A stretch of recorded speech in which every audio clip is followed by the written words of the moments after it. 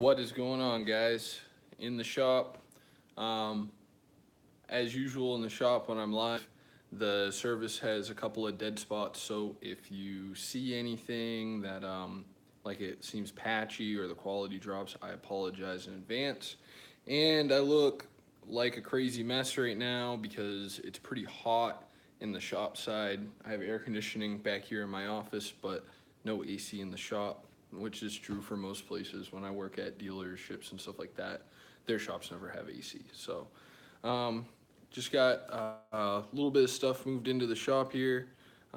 This is like a pile of trash. I don't have a dumpster over here, which sucks. So I got to pile up all that trash in the back of my truck and get that brought to my house. And I've got some parts over here. Got the 5.3, which I removed from the Suburban. I brought that over to the shop. I've got a transmission and transfer case here, and that is for this 4Runner, which I have started, just kind of casually taking out that transmission as casually as you can possibly take out a transmission.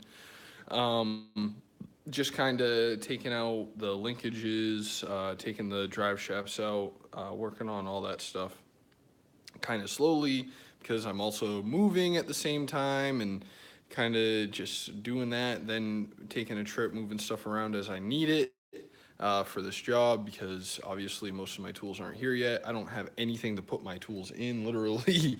I've got my tools laying on the floor because, yeah, I don't have any of my boxes or anything in here yet. Just kind of bringing stuff as I have a chance. Had to haul this thing over here on my trailer because it pours transmission fluid out of it. I was looking closer at it, and it looks like it has a crack all the way across the transmission. I don't think I could get a good shot, especially live.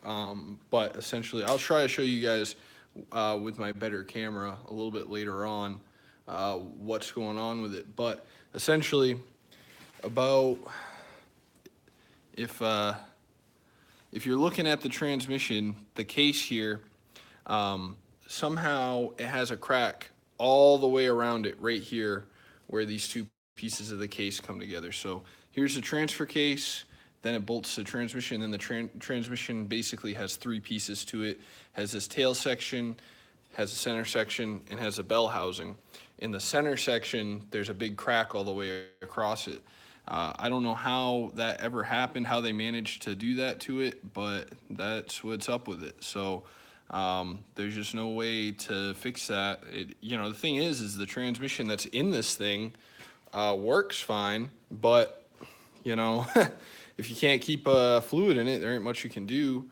Uh, if it were a small crack, maybe you could JB weld it, but where it's all the way around the whole thing, there's just no way to do that. So I bought this thing like that. I got a really good price on it because of that. So I actually already have this sold. So what I did for those of you that are in the car selling game is I got a great deal on it, and I was perfectly happy to just fix it and drive it for myself. But I kind of put a couple feelers out there, seeing if anybody was interested in buying it as is. And so somebody did buy it the way it was, which already was a pretty decent profit on it. And then they paid me to do the work on top of the purchase. So not only did I do pretty good on the sale of it, but I also picked up the first job in the shop from that. Sometimes when you're small like I am, you gotta get jobs that way, uh, it's like any way you can make the deal happen. And I gave him a great deal on this work just because, he was buying the car from me too. So, normally I probably wouldn't do a transmission job as cheap as I'm doing this one, but because he's buying a car, it's kind of like all packaged together here. So that's what's happening there. Um, but I'm trying to. I got a lot of other stuff going on. This guy wants to pick it up in 7 days from now, which is plenty of time to do a transmission job in a 4Runner. I mean, 4Runners are very. They're probably one of the easier vehicles I can do a transmission in. and the time isn't too bad. But the problem is I have so many other things going on. You know, like I've said in my other videos, I'm also working on the books full time for a dealership right now as a mechanic. So, you know, the 9 to 5 thing, and then I got my own shop, which I'm kind of doing part time, and I still got all the work that I had before. Essentially, it's working out to like working really, really long days and getting in work wherever I can. So, but because of that, I'm sure I'm going to need every bit of the time that I have to do this. So, um, so yeah, so Greg says, what city are you in? I'm in Ashland, Virginia. So that's like probably like 15, 20 minutes north of Richmond, if you're talking about like the center of Richmond, a couple minutes north of Richmond. Um, and actually, somebody I know messaged me over Facebook who's watching this, Josh. You guys can't see it because he didn't type it in the chat, but he said he wants to see me working, not talking, which I'm more than happy to do. But unfortunately, it's very tough to to make a video live and be working on something. So otherwise, I would. Maybe if you know, if you guys want to see that, maybe I can get somebody to hold the camera while I'm working. So.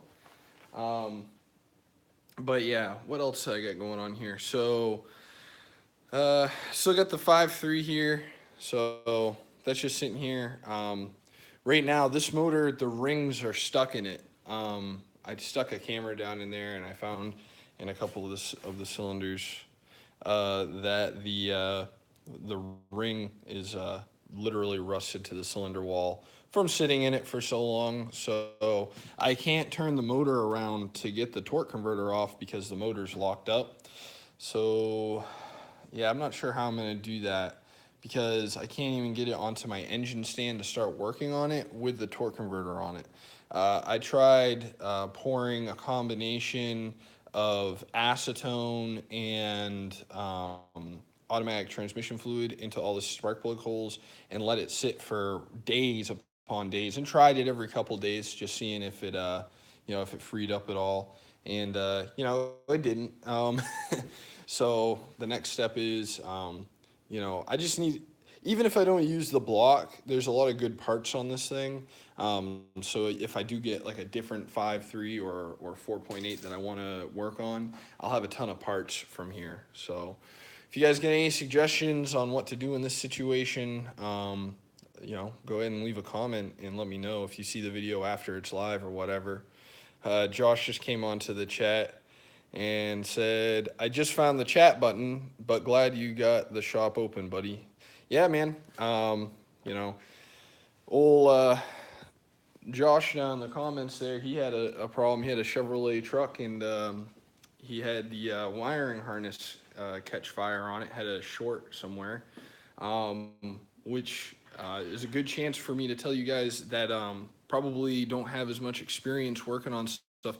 It's so common that I see people have fuse issues where they're blowing fuses in their car all the time, and there's a lot of vehicles I work on, like at car lots and stuff, or stuff that I buy and I work on, where somebody will keep blowing a fuse for one reason or another and decide to put a bigger fuse than what's supposed to be there.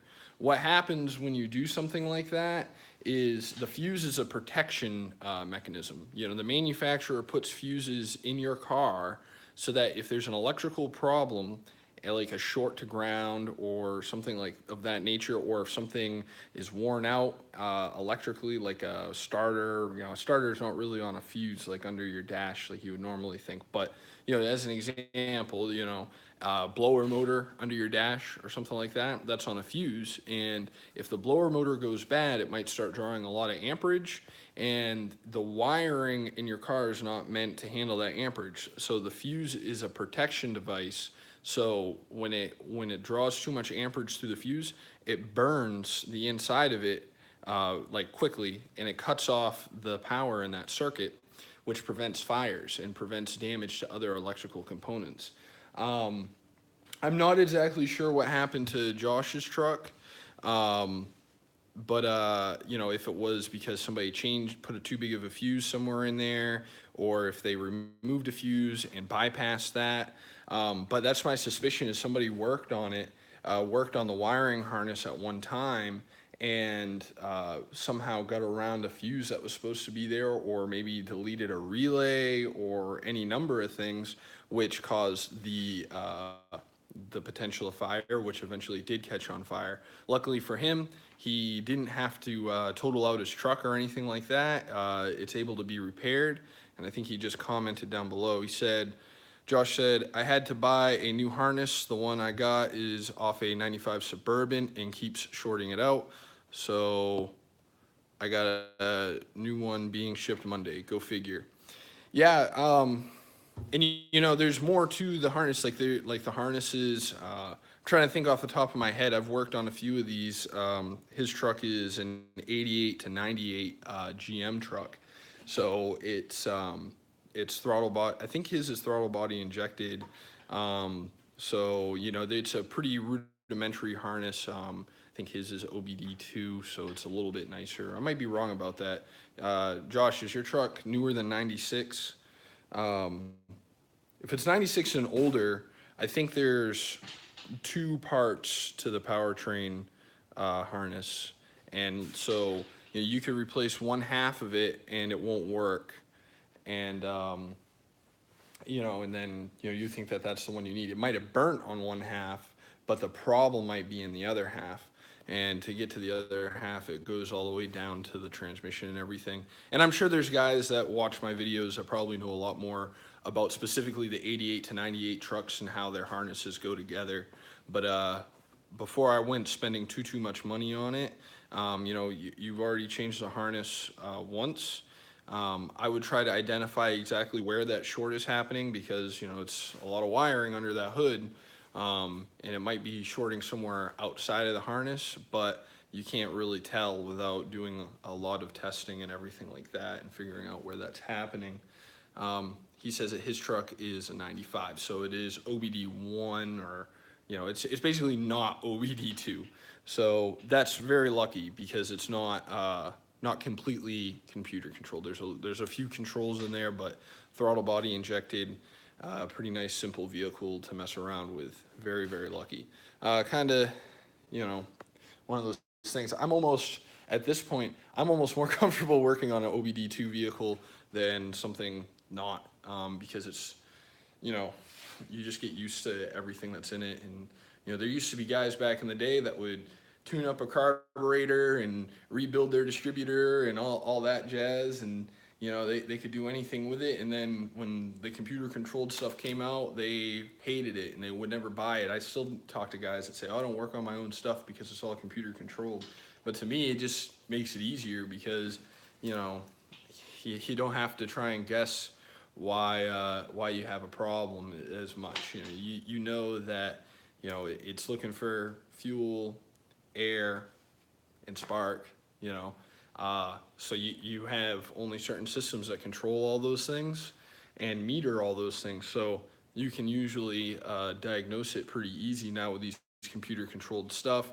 And if you have a good scan tool, and I'm not talking about like a little code reader that'll read off a code. I'm talking about something that will actually show you the data that's coming through those sensors. If you know how to read and interpret that data, and a code reader helps, if you know how to interpret the data on your code reader, you know, that can make it way easier. But you know, I've worked on stuff with carburetors and distributors, and you know, sometimes it throws me for a loop because it just doesn't seem like there's a good reason why it won't work.